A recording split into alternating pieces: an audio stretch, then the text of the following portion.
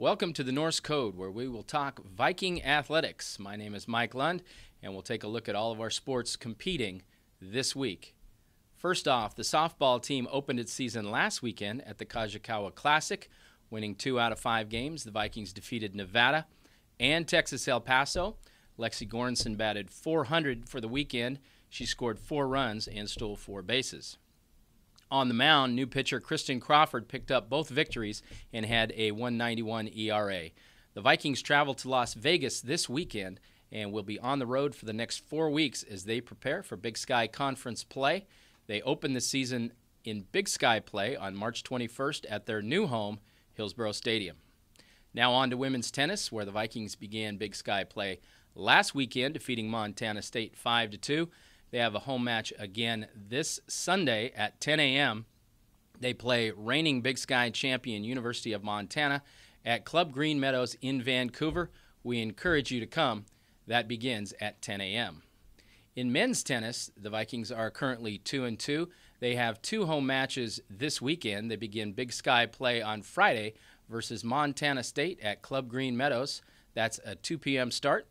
And then they will face the University of Portland at 5:30 on Saturday at the West Hills Racket and Fitness Club. The Portland State track and field teams were on the road last weekend in Boston. Jenna Settle highlighted the team by breaking the 24-second mark in the 200 meters. She ran 23.92 seconds. She's only the second Viking ever to accomplish that, and she was named Big Sky Conference Athlete of the Week. On the men's side, junior Sheldon Prince also hit a Big Sky qualifying mark in the 200 meters. He ran 21.94. Heading into the last indoor meet this weekend at the University of Washington, the Vikings are now preparing for the Big Sky Indoor Championship. That takes place 2 weeks from now in Flagstaff. In men's basketball, the Vikings were on the road last weekend at first place Sacramento State. They lost a close game to the Hornets 64-60, and they continue a very difficult road schedule this week, playing at the University of Idaho on Thursday night and then Saturday afternoon at Eastern Washington. You can see both of those games via live video stream at watchbigsky.com. And now on to women's basketball. And the women also lost a game last Saturday to Sacramento State. They've been battling injuries all season, but will get a chance to come back this week at home and get a win. They host Idaho on Thursday night and Eastern Washington on Saturday afternoon. And in just a moment, we will speak with head coach Sherri Murrell and senior point guard Lariel Powell.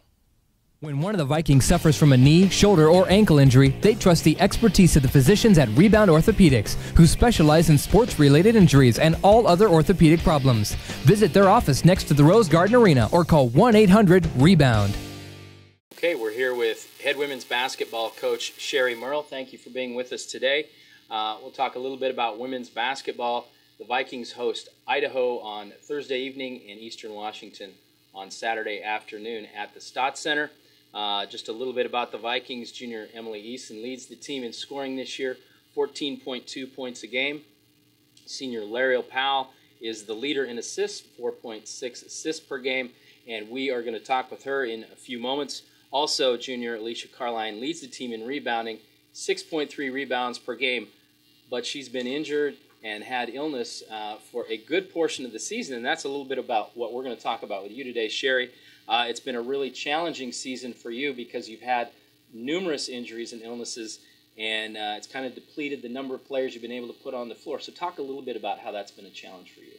Well, I think it's a challenge that we started with a team that we had a lot of newcomers and returners. So, you know, most teams have a chance to kind of work together, develop, get your identity, and play together as a team. And I felt like we were starting to do that, and then boom, we had one injury happen after another. And so it was real unfortunate that as we were starting to really grab onto our identity and really work together well, we had some key injuries along the way. Obviously, it is what it is. You're human. You just, you know, it's tough. You got one end, you got kids hurting and going through, you know, like Lariel, for instance. You know, she's a senior and wants to be out on the court every single game.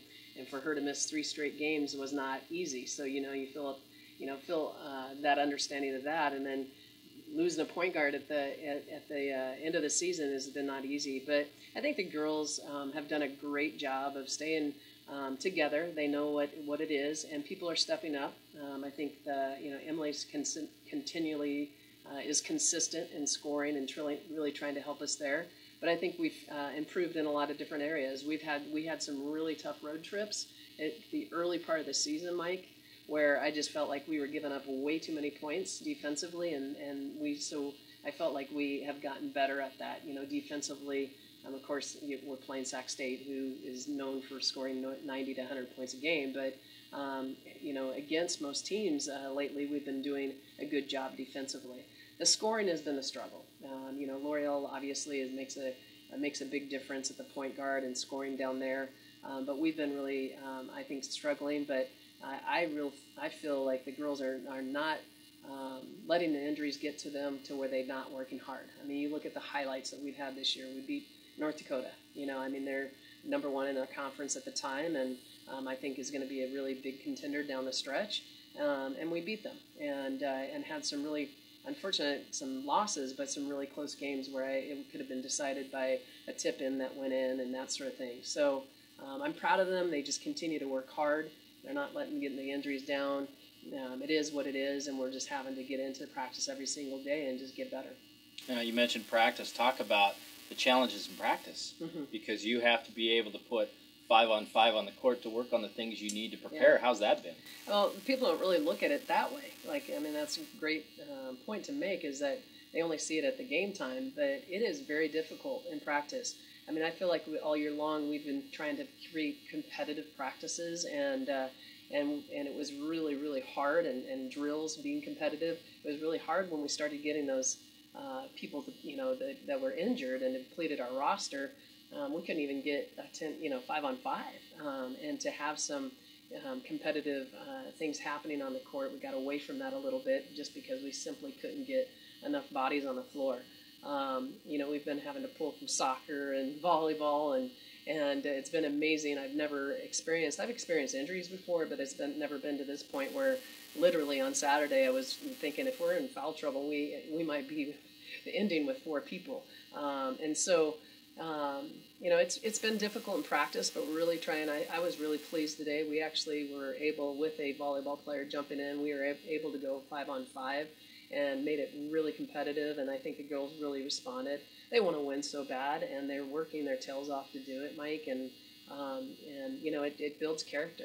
Obviously, nobody signs up to lose in this job, but the things that we can't control have happened this year, and I think the character is really showing well with them.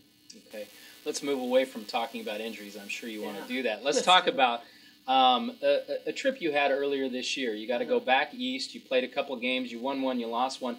But I don't necessarily want to talk about that. I want to talk about the student-athlete experience that you got to have in New York, some of the things that your team got to do, and something that maybe many of them would never have the opportunity to do. Tell us a little bit about that. Well, I always look at education through athletics. We have an opportunity to, within our budget, go travel. Sometimes we can get them out of the states and travel overseas. We haven't had that ability yet, but I really have been trying to make sure that we at least have 1 or 2 trips within each year that gives them that experience. It was awesome. We had so much fun. The win against Columbia obviously was fun, and obviously a tough one against Providence. But we went and saw the New York Knicks play, and that's a bucket list for me. I know for Emily Easton was over the top, excited to be there. She's a big NBA fan, but Madison Square Garden. Just to show them that. We went to the 9/11 Memorial, and that was just really an amazing day for everybody. It just to take us back to that time. A lot of them were young. But just to really experience what that city went through and what this country went through. And, we just had a really enjoyable time. We had 2 games in there, but we made sure that the other points of the trip were really about getting the kids to bond and really educate themselves in a city where some of them had never been before. Okay, final question. Let's talk basketball. Going down the stretch of the season, I believe 7 games left. Fortunately, several of those at home, which is always a good thing.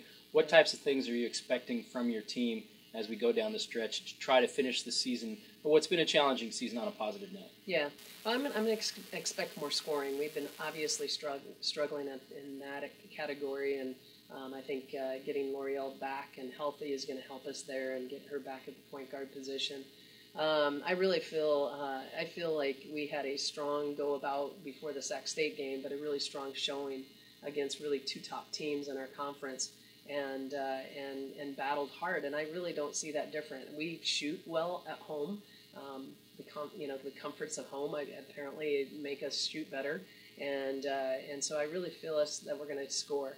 What we need to have happen, Mike, is we need to play tough, hard-nosed defense. We need to transition defense, especially. We need to focus on that and really get on the rebounds. I mean, we against Idaho, we got beat pretty badly on the rebounds. You can say, hey, they're taller than us, but I really feel like if our girls get physical and really hone in on that shot goes up and we've got to box out, I really believe we can do it. It doesn't matter about size. Okay. Well, thank you very much for being with us today. This has been head coach Sherri Murrell. In a moment, we'll speak with Lariel Powell.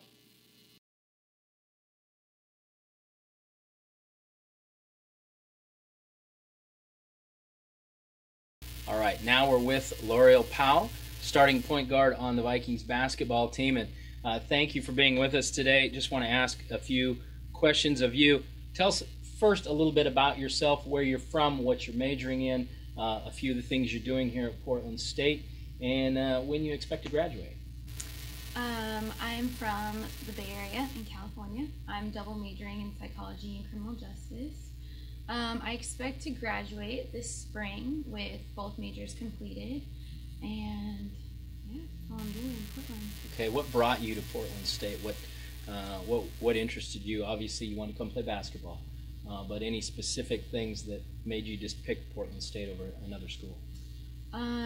Instantly the team, the chemistry on the court and off the court, the way the girls interacted with each other was so genuine, and we just had a good time.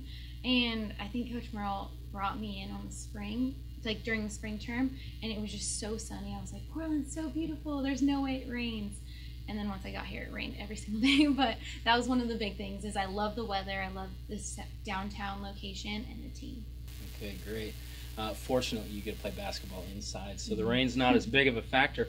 Tell me a little bit about what it's like being a student athlete, the challenges you face on a day-to-day basis, balancing playing ball, getting your education, and maybe some of the ways that you've coped with that over the years. I think one of my biggest things has been time management. In high school, it was always classes first, then practice after school, and in college, it's always been practice first and then going to class after. So I'm going to class and I'm exhausted and I have to pay attention, and then after that, I have to do homework and things like that. So that's something I didn't plan for prior, but I quickly got under a good schedule after freshman year. Okay. You're a senior now, kind of coming down the stretch on your career, maybe a little bit of an emotional time for you. But what are you expecting out of yourself in your team as you kind of bring it to a close in these final weeks of the season? For myself, I'm expecting to come back for Thursday's game against Idaho and finish out the season strong. And for my team, I'm expecting everyone to come together, build chemistry, and finish the season with wins. Okay.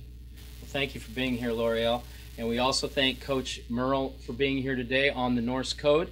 And we will be back next week. We would like to remind you this will be a weekly show, and you can see it on GoVikes.com. We will have head men's basketball coach Tyler Geving next week. Again, we remind you, women's basketball plays at home this Thursday evening and Saturday afternoon. If you're not able to make it, go to GoVikes.com.